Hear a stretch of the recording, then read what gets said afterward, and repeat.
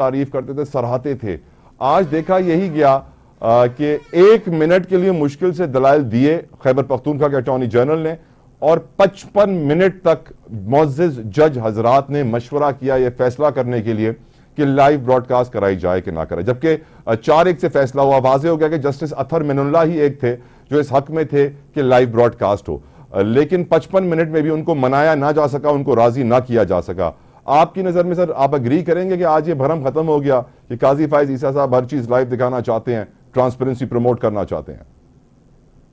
बिल्कुल खत्म हो गया जी। ये जो इनके बहुत सारे मैटर्स के अंदर डबल स्टैंडर्ड नजर आते थे, वो आहिस्ता आहिस्ता खुल के सामने आ रहे हैं, एक्सपोजर हो रहा है। और अभी तो आप देखिएगा कि जो जजिस केस की समाप्त शुरू होगी जब, तो उसमें आपको और फर्क नजर आएगा, क्योंकि वहां भी जो इनके रिमार्क्स थे पिछली दफा जी, और उसके बाद बाकी जज साहबान के रिमार्क्स बिल्कुल इनसे मुख्तलिफ थे, और वो ऐसा महसूस हो रहा था कि जजिस के इश्यूज के ऊपर तमाम जज साहबान जो हैं वो इकट्ठे हो गए हैं। और ये उस वक्त ये ऐसा लग रहा था कि कारी साहब जो हैं ये गालिबन इस वक्त सिंगल आउट हैं हुए, बाकी तमाम जज साहबान एक तरफ हैं। ये इनका राय जरा मुख्तलिफ लग रही थी। अहमद साहब, एक बात बड़ी अजीब लगी सर, एक बात बड़ी अजीब ये लगी कि सब जानते हैं कि वजीर आजम ने अपनी तकरीर में कहा था कि जो मौजूदा अदलिया है उसके अंदर काली भेड़े हैं, जबकि अटॉर्नी जनरल ने आके बिल्कुल ऑपोजिट बयान दिया, उसके बरक्स कहा कि नहीं नहीं, वजीर आजम साहब आपका जिक्र थोड़ी ना कर रहे हैं, वो तो पुराने जजेस का जिक्र कर रहे हैं। क्या आपको लगता है कि सर ये ऐसी बात कर सकते हैं अटॉर्नी जनरल, और अगर ऐसी बात कर देते हैं तो कोई उनसे पूछेगा कि आप गलत बात क्यों कर रहे हैं? गलत बात की, और वो जज साहबान ने भी ये बड़ा क्लियर लिखा है कि ये मौजूदा के मुतालिक कहा उन्होंने। और क्या वजीर आजम साहब रेफरेंस ला पाएंगे सर अब उन काली भेड़ों के खिलाफ, या फिर सिर्फ वो सियासी डायलॉग्स थे सर? आप क्या कोई रेफरेंस ला नहीं सकते हैं। और दूसरी बात यह है कि देखिए दो चीजें हो रही हैं। एक तो जब अदारे के ऊपर कोई आफत आने लगती है या वो किसी मुसीबत में फंसता है जी, तो सम टाइम उसके इन बिल्ट जो डायनामिक्स हैं वो डेवलप हो जाते हैं। ओके। और वो इस वक्त आपको नजर आ रहा है सुप्रीम कोर्ट में कि जहां जजिस का कुछ का मुंह किधर था, किसका किधर था। अब इस इशू के ऊपर सुप्रीम कोर्ट के जुरिस्डिक्शन और अथॉरिटी के ऊपर तमाम ऐसा लग रहा है कि इकट्ठे हो गए हैं, ना सिर्फ सुप्रीम कोर्ट के बल्कि बाकी जो हाई कोर्ट के जज साहबान। वो और आपने उसका मुजाहरा देख लिया, वो मोहसिन कियानी साहब ने जिस तरीके से ये फरहाद के केस के ऊपर किया है। जी हाँ, लेकिन सर एक बात है, आज पीटीआई वाले तस्वीर लीक नहीं कर पाए सर, तस्वीर खींच भी नहीं पाए, बड़ी टाइट सिक्योरिटी थी, फुल प्रूफ। जी बिल्कुल। तो इसलिए ये आप देख लीजिएगा कि बहुत सारे मामला जो हैं बहुत मुख्तलिफ अंदाज में आपको नजर आएंगे जी। और सुप्रीम कोर्ट असल में अब एक ऐसे पॉइंट के ऊपर पहुंच गए हैं जी कि जहां पे एक फैसला होगा। अब फैसला ये होगा कि पाकिस्तान का मुस्तकबिल जो है वो आइन के अंदर सुप्रीम कोर्ट के अथॉरिटी के साथ चलेगा, या वो डिस्पोटिज्म की बुनियाद के ऊपर जहां एजेंसियां रूल करेंगी वो चलेगा। ये फैसला बिल्कुल वहां पहुंच गए हैं। वैसे ये फैसला आपको बड़ा वाज़ेह नजर आ रहा है कि क्या फैसला। वैसे अहमद साहब 55 मिनट जो हमारे 5 मुअज़्ज़िज़ जज हजरात ने मुशावरत की कि लाइव दिखाएं या ना दिखाएं, आपकी नजर में सर इतना वक्त क्यों लगा होगा इस छोटे से इशू के ऊपर? मेरे ख्याल में जज साहबान का ज्यादा रुझान तो यही था कि ये लाइव भी दिखानी चाहिए, और ये क्योंकि खुद ये भी चाह रहे थे। लेकिन आप देखें ना, यहाँ से पता लगा कि ये इनका आउट ऑफ फसाद कुछ और है और इनके दिल में कुछ और है।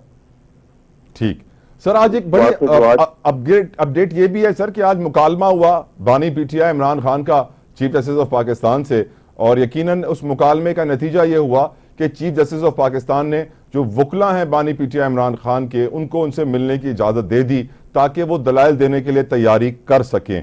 आई थिंक ये भी एक बड़ी अचीवमेंट है सर। ये भी अचीवमेंट है, बिल्कुल है, और बने होगी आहिस्ता आहिस्ता आप देखिएगा, क्योंकि जजेस जब बैठ जाते हैं तो देखो उनको उनके ऊपर पाबंदी है, उनके ऊपर आइन की कानून की पाबंदी है, उसके अंदर ही उन्होंने आगे चलना है। कितना क्या अपने आपको स्ट्रेच अप कर लेंगे, कितना कोई दबाव डाल लेगा, और ये दबाव सुप्रीम कोर्ट के अब नहीं चलेगा। ये गलतियां एक के यके बाद दीगरे जो इनसे हो गई हैं, जी जो एजेंसियों ने रोल प्ले किया है, जो 6 जजेस का जो खत आया है, जी उसके बाद तो ये बात बिल्कुल मुतरश्शे है कि अब वो जजेस जो हैं वो अब खुल के सामने आएंगे और किसी मौके के ऊपर इनको वो जो है वो सख्त टास्क देंगे और इनको इजीली इनके ऊपर डाइजेस्टेबल नहीं होगा। यही मेरे ख्याल में इसी बात का इजहार जो है प्रियम्प्ट करके जो शहबाज शरीफ ने बात की है। एक बात याद रखिएगा और आप कभी माजी में जरा झांक के देखें तो शहबाज शरीफ और नवाज शरीफ जी जजिस के दिल से जुडिशरी के भी खिलाफ हैं और आर्म फोर्सेस के भी असल में ये खिलाफ है। हमेशा हर चीफा आर्मी स्टाफ के साथ अगर किसी का तनाजा हुआ है और किसी को ऐसा झगड़ा पैदा किया है तो वो नवाज शरीफ ने पैदा किया है। और आज सर एक और खबर पे आपका कमेंट लेना चाहता हूं। आज सर हमने देखा कि हमारी 83rd फॉर्मेशन कमांडर्स कॉन्फ्रेंस हुई है, कोर कमांडर्स कॉन्फ्रेंस, और हम जानते हैं कि 9 मई हमले के बाद जितनी भी कोर कमांडर्स कॉन्फ्रेंस हुई है सब में 9 मई हमले की मजम्मत की गई और कहा गया है कि जो इनके अंदर अनासिर मुलव्वस हैं उनको कैफिर किरदार तक पहुंचाएंगे, कटहरे में लेकर आएंगे। और आज ही हमने देखा सर कि जिसे सबसे बड़ा किरदार कहा जाता है इमरान खान बानी पीटीआई, उनको 9 मई हमला के 2 केसेस में बाइज्जत बरी कर दिया गया। हाँ, ये बरी कर दिया गया। What a coincidence sir. ये इत्तेफाक की बात है और कितना खूबसूरत कॉन्फिडेंस है। और उसके बाद आप देखिए दूसरी बात भी कि 9 मई का वाकया जो है ना, अभी आज जो आगे बात खुलेगी, हम तो इसीलिए बार बार कह रहे हैं, मैंने आज भी ये बात की है कि 9 मई के वाकये का हम जुडिशियल इंक्वायरी इसलिए कह रहे हैं, अगर उनका सिर्फ हमला हमने कभी ये स्टांस नहीं है पीटीआई का कि जो लोग मुलव्वस है उनको आप सजा ना दें। हम तो कहते हैं सजा दें, लेकिन 1 साल से आपने सजा भी नहीं दी, उनको जेल में रखा हुआ है, ट्रायल भी नहीं किया उनका। एक बात। दूसरी बात यह कि आप अगर सजा देते हैं, आप उनको उनका ट्रायल करें या कुछ करें। हम तो इसलिए इंक्वायरी की बात कर रहे हैं कि जुडिशियल इंक्वायरी हो कि जब आप इतना बड़ा हमला हो गया तो आपने अरबों रुपए खर्च करते हैं पंजाब पुलिस के ऊपर, उसकी यूनिफॉर्म के ऊपर, उसकी एबिलिटी के ऊपर, उसकी एक्सरसाइज के ऊपर, उसके ट्रेनिंग के ऊपर, और वो कंटेनर्स और वो आंसू गैस और उसके साथ वो वाटर कैनन, वो किस काम के लिए हैं कि अगर वो पुलिस का मेन ऑब्जेक्ट यह है वो अफराद की, उनकी जानो माल की और उनकी प्रॉपर्टी की और सरकारी प्रॉपर्टी की हिफाजत करना, ये उनकी ट्रेनिंग का हिस्सा है, ये उनकी जिम्मेदारी है। और 9 मई को ये पंजाब पुलिस कहां से इसका जवाब दे? कोई जवाब नहीं देता इसका। ये बताइए सर, अब मौजूदा हालात में आपको लगता है कि अनकरीब या 1-1.5 साल के बाद बानी पीटीआई जेल से बाहर आ पाएंगे? मेरा ख्याल है कि हालात जैसे जिस तरीके से बन रहे हैं, मुझे लगता है कि इसी साल के खत्म होने से पहले इंशाअल्लाह ताला वो बाहर हो। और अगर वो बाहर नहीं आते सर और हालात ऐसे ही रहते हैं तो पीटीआई क्या करेगी? तो तैयार है, मूवमेंट इन दी ऑफिंग है। अभी आप देखिएगा, कहा जा रहा है कि पीटीआई के अंदर बड़ी तब्दीलियां रूनुमा होने वाली हैं।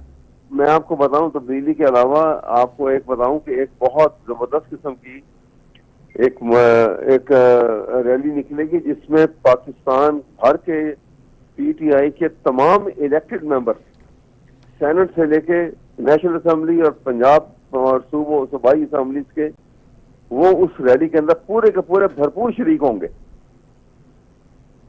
यकीनन होंगे सर। रैली सर क्या हासिल कर लेगी? पहले भी तो सर बहुत सारी रैलियां निकालने की कोशिश की है। ये डेमोन्स्ट्रेशन जो है ना उस ऑब्जेक्टिव के ऊपर ही होगी। और उसके साथ ये किसान जो हैं, जो बेचारे डिस्टर्ब कर रहे हैं, वो भी उसके अंदर आएंगे, मौलाना भी आएंगे, किसान भी आएंगे, मौलाना भी आएंगे। यकीनन सर हमारे मुल्क के बहुत सारे इशूज हैं। आपने किसानों का जिक्र किया तो फूड सिक्योरिटी जो वजारत है उसके 4 अफसरान जो हैं वो मुअत्तल कर दिए हैं, कहा कि इनकी वजह से सारा ये